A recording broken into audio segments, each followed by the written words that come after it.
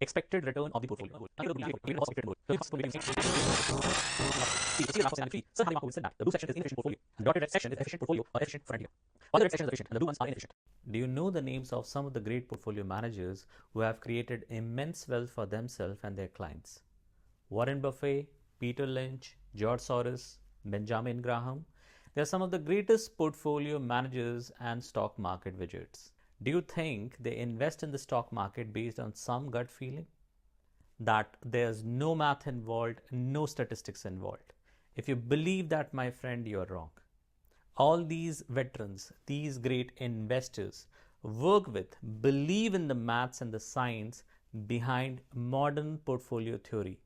It's not that they look at few charts and make a decision. No, investing and earning money in the market is not easy. It requires real math, real research, and real focus. I won't be able to teach you how to do research, but today we'll talk about that maths, that science, which is modern portfolio theory. This is not any roadside theory I'm presenting to you. What I'm sharing with you is a Nobel Prize winning theory. Yes, you heard it right. We are going to discuss the Nobel Prize winning theory, the modern portfolio theory, by the legend none other than my favorite Sir Harry Markowitz. He sadly passed away in June 2023, giving the world such a beautiful theory. Apart from this theory, we'll discuss another Nobel Prize winning theory, CAPM, Capital Asset Pricing Model, designed by William Sharpe, in the next video. If you're serious about making money in the market, understanding these concepts is non-negotiable. While these ideas are powerful, they are not something you will master in just 30-minute session. So we have started a live session to teach all the maths and science that revolves around portfolio management. And if you wanted to enroll into these live sessions, please follow the link below in the description. This is not any advertisement, but you should understand this gem of knowledge cannot be given in 30 minutes. It needs hours and hours of dedication. Yes, today we'll show you the glimpse of the theory from the basic to advanced. And for that we have created a one-pager for you which contains 60 to 70% of critical theory of portfolio management. But you should start the session by asking why we are learning portfolio management. What is the objective of the session today? We always learned that higher return can only be achieved when we have higher risk. But is it true? No, it's not. When you deal with the group of stocks or portfolio of stock, then yes, it is possible that you can earn higher return at a lower risk or same level of risk. And therefore, you should study portfolio management in detail. But how would you calculate the return? How would you calculate the risk? How would you design the portfolio? For any portfolio construction, you must follow these 6 steps. Even these steps seems very simple, but very different to be implemented, and these 6 steps will lead to the best portfolio returns. I would recommend to pause the video and write these 6 steps. Step number 1. Find the expected return of an individual asset. Listen carefully. I'm not asking for the actual return of an asset. I'm not asking for the historical return of the asset. I'm asking for its expected return, the expected return of the asset, the expected return of the asset in the future, whether it's for the next month or the next year. Now take a step back and think how you can predict the future return of any asset. No one has a crystal ball to see the future. And how is it even possible to estimate the future return? This is where statistics steps in. Whenever humans have faced challenge in predicting the future, statistics has always provided the answer. For return, as per the statistics, we should use moment 1 from statistics. For risk, we should use moment 2. Moment 1 is all about central tendency of the data, and moment 2 is all about the variability in the data.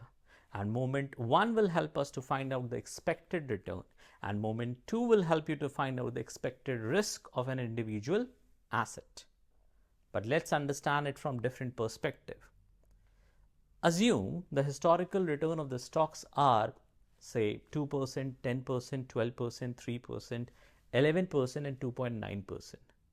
Then what would be the best estimate that you will give for the future return? I will say pause and think. And if you have paused, then some of you, not everyone, but some of you would have said that let's draw a line from the mid of all the points, and that will be the future return. And that is very intuitive. So even statistically, it is as simple as that. If you can give me the center of the data, then I will take it as expected value or expected return in our case. But there are different ways to find the center of the data that are mean, median or mode. So which one is the best? Hey, our statistician have given the answer that the best measure for moment 1 is mean because it's blue, not green, blue. Best linear unbiased estimator, which you can read it as the best linear unbiased predictor, right? Now what is blue? What does blue mean? We can only be able to discuss it in detail in the live session. So please enroll below for the live session if you want to understand it in detail. Then some of you will say, won't predicting the future return is so easy? Just calculate the mean? The answer is yes and no. If you want to keep it simple, then you can take the historical mean of the return and you can use it for predicting the return. But yes, there are advanced techniques as well to predict the future return. For example, if you enter into time series analysis, then it says that if the data is covariance stationary, then you have to apply auto-regressive model to predict the future return. But if the data is either increasing or decreasing with time, then you need to apply trend analysis, then mean will not work. And even there, if the data is linearly increasing or linearly decreasing, then you have to apply the linear trend analysis. And if it is increasing or decreasing exponentially, then you have to apply log linear trend analysis. Yes, you can also apply machine learning algorithms and method to predict the return, which again, we have to keep aside for the live sessions only. However, this is not the end. Some great portfolio manager also uses the valuation technique to find the correct value through say DDM methods or some other technique. With all these methods and technique, I only want to say you can predict the future return, and which method to pick depends on how the data look like in the past. Okay, with that, let's move into step 2. Step 2, find the expected risk of the asset. Now, this is interesting and very, very interesting and weird also. Everyone have a sense of calculating the return, but for risk, if I ask you to calculate the risk, very few people have the knowledge about how to calculate the risk. And I'm not exaggerating this fact. If I say risk of a stock is 2%, what does this mean? I got this number 2%. Do you know the answer to this question? If yes, then you're good at finance, and if not, then listen to this section carefully. First, risk is what? Uncertainty. Uncertainty to what? Uncertainty to expected behavior. Uncertainty to expected behavior, that is mean. So if I ask the historical return of the asset is 2%, 10%, 12%, 3%, 11% and 2.9%, then what is the risk? You should answer it is the uncertainty to the expected behavior. And what is expected behavior? That is mean. That is the central tendency of the data. So if you have to statistically speak about the risk, then it should be deviation from the mean or expected behavior. Or more refined way, I can say it is on an average deviation from mean. Now there are 3 measures in statistics which can define risk or give the number for risk. These are MAD, mean absolute deviation, variance and standard deviation. But the best measure for risk so far is standard deviation. But why standard deviation is the best measure for the risk? That we have to wait for the next video. And please remember, the notation for standard deviation or risk is sigma. So we'll use it a lot in this session today. Sigma, sigma, sigma is the notation for the risk or standard deviation. Remember it. pretty critical for today's session. Yes, there's some other method also to calculate the risk like VOR, expected shortfall, but for the time being consider the best as standard deviation. So you have covered two steps, finding the expected return and finding the expected risk of an individual asset. But let me remind you, that is for just one single asset. Now we'll talk about the most important concept of modern portfolio theory, and that is covariance and correlation. And I would say that this topic should be another complete video. But today, let's understand where we use covariance and correlation in portfolio management.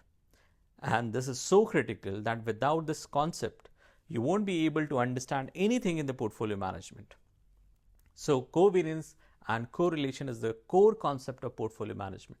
So let's jump into this concept. Step 3, covariance and correlation. Covariance is a statistical measure that shows the relationship between two variables and how they move together.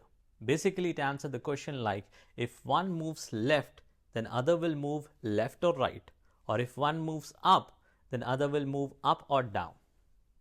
Now this can be visually explained as, assume there are two stocks A and B, and there could be scenario that both moves in opposite direction, as we see in case 1 and case 4.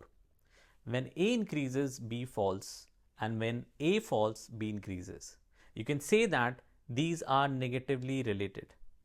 So there is a negative relationship between A and B, or negative covariance or negative correlation between A and B. So there could be scenario that both moves in the same direction, as we see in case 2 and case 3. When A increases, B also increases. When A falls, then B also falls. That shows a positive relationship between them, or positive correlation or positive covariance between them. There is another possibility that is not shown here, that there could be no relationship between asset A and asset B, and that is called as zero correlation or zero covariance. But how mathematically you will quantify it? So you can see there is formula given for covariance and correlation, which is very intuitively designed. As it says, multiply the movement of A and B. So whenever A is above its mean, then is it that B is above its mean or below its mean, right? So when A is above its mean and B is also above its mean, then the multiplication comes positive, and if A is above mean and B is below mean, then it comes negative. And you need on an average relationship, therefore it has summation, and then you divide by the number of entity. Now you can also see that correlation, or in the correlation formula, you divided it by sigma x and sigma y. Why that? Because doing that limit the value of correlation between -1 and 1, and that make things very much in control. However, there are many more rationale to do it, which we can only discuss in the live session. Only thing that you should remember that the notation of correlation is Greek letter rho or small r. Now you have completed covariance and correlation. Now we'll enter into the next step to find the return of the portfolio and the risk of the portfolio. Step 4, expected return of the portfolio. To calculate the return of the portfolio, it is very straightforward. You have to take weighted average of all the stocks' expected return in the portfolio. So assume you have 5 stocks in the portfolio, and the weight that you want to assign to each is like 10%, 20%, 30%, 25%, and 50%. So the net is 100%. And the expected return of the stock that you predicted are 5%, 6%, 3%, 2%, and 1%. So the expected return of the portfolio is simply weighted average. This is no brainer. So I won't invest a lot of time on calculating the return of the portfolio. That is just weighted average of the return, because it is that simple. So let's jump into the most critical step, step 5, finding the risk of the portfolio. Risk of the portfolio. Now let's calculate the risk of the portfolio. Now this is where we need to think and put a lot of brain. So be very attentive, because here you will get the first glimpse that higher return can be earned by less risk. So the formula for the risk of the portfolio. for the two asset that you see here is given by equation square root of WA square sigma S square plus WB square sigma B square plus 2 into correlation WA sigma A WB sigma B, right? Why this formula? There is a derivation for it. And for three asset portfolio, the formula is WA square sigma S square WB square sigma B square WC square sigma C square plus 2 into correlation components and so on and so forth. And if you want to generalize it, then the formula is this. But what is important in the formula is the correlation between two assets, and that will govern that how you can earn a higher return at a lesser risk. Let's see how. We discussed the value of the correlation between the two assets varies between -1 to +1. Now take the two asset portfolio and look into these three scenarios. Case 1, when the correlation is exactly 1. Case 2, when the correlation is -1, and case 3, when the correlation is 0.1. See, if the correlation is 1, then the formula of risk square root of WA square sigma S square WB square sigma B square blah blah blah becomes just linear weighted average.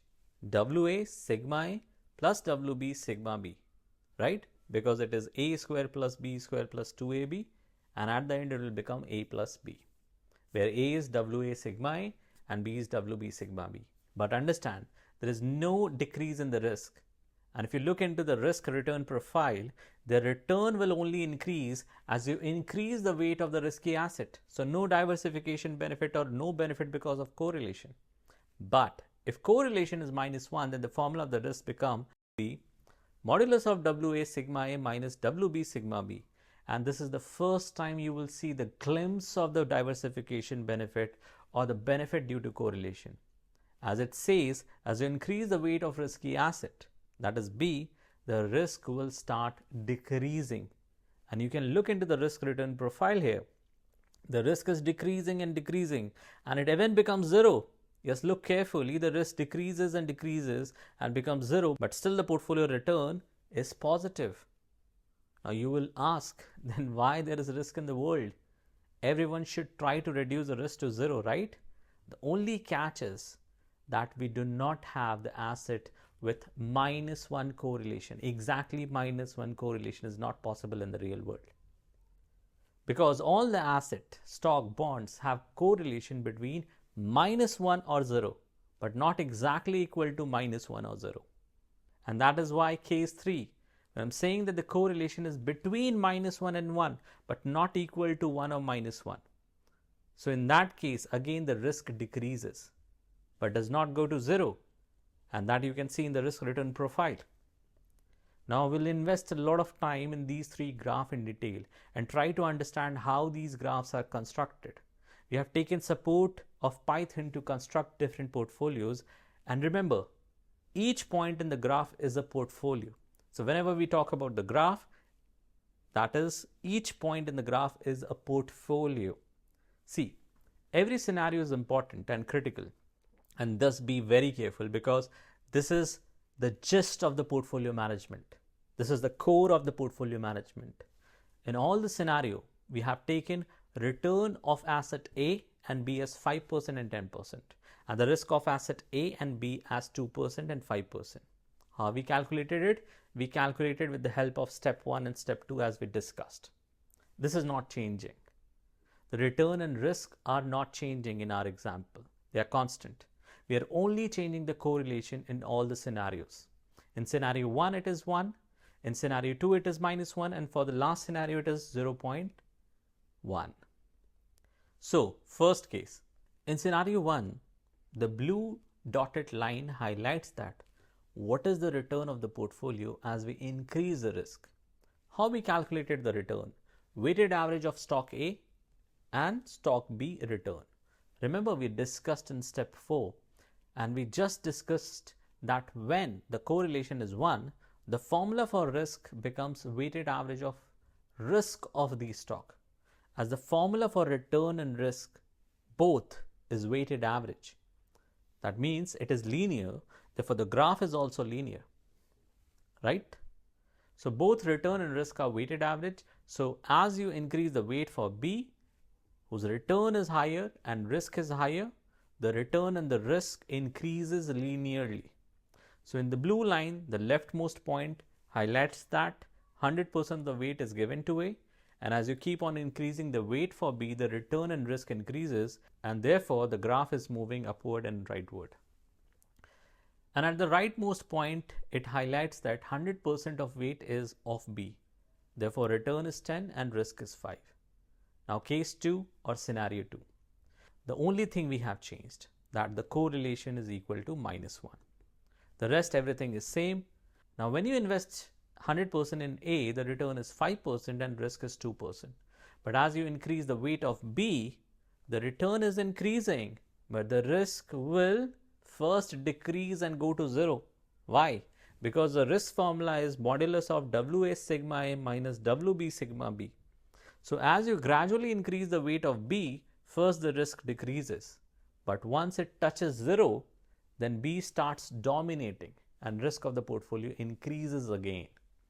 Now here, the leftmost point tells you that you can design a portfolio where you will have a return of approximately 6.5%, but at the same time, the risk of the portfolio is 0. One thing to note that still, plotting of the portfolio for different weight is linear. Why? Because the formula for return and risk is linear, right? The only problem with these two scenarios that we discussed, case 1 and case 2, where the risk and return profile is linear, is that in the real world, you won't find the stock with exact +1 or exact -1 correlation. Generally, the correlation is always between, in the real world, is always between -1 and 1, but never 1 or -1. So we have taken real life scenario in case 3, where the correlation is 0.1.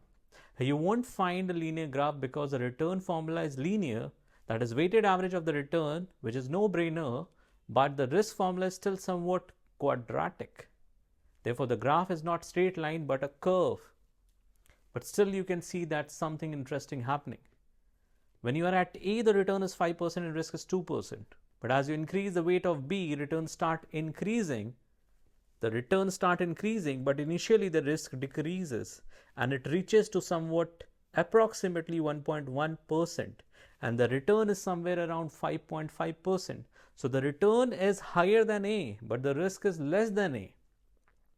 And then risk again, the risk started increasing. As we keep on increasing the weight of B, the risk started increasing.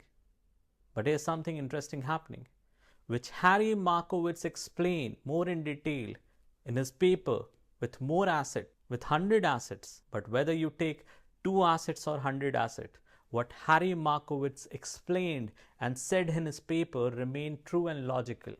See, if you see the graph for scenario 3, Sir Harry Markowitz said that the blue section is inefficient portfolio and the dotted red section is the efficient portfolio or efficient frontier. Why the red section is efficient and the blue ones are inefficient frontier or inefficient portfolio? Because you will never invest in inefficient portfolios in blue. And he's correct. Pause the video and think properly. Why you will never invest in the blue portfolio? Because for the same risk, you can earn a higher return. And if you invest in the red portfolio, for example, let's take point A that falls in inefficient portfolio. You will never invest in stock A 100% because see, just above point A, there is a point which will give you higher return for the same level of risk as A have. Similarly, you won't invest in any portfolio that is in blue section. And that is the famous efficient frontier by Sir Harry Markowitz. Yes, we have not covered everything about the portfolio management. We have not covered what will happen if we have 100 stock. We have not covered the famous CAPM model, the capital asset pricing model. We have not covered the return formula that is derived with the help of the CAPM model. But whatever we have discussed so far is still difficult to digest and need a think through. And if you're serious about portfolio management and want to explore advanced concepts like CAPM, Sharpe ratio, optimal portfolio construction, Optimization. Join our live session where we deep dive into these topics. Whether you are a beginner or experienced investor, these sessions will help you level up your understanding of modern investment strategies. With that, thank you.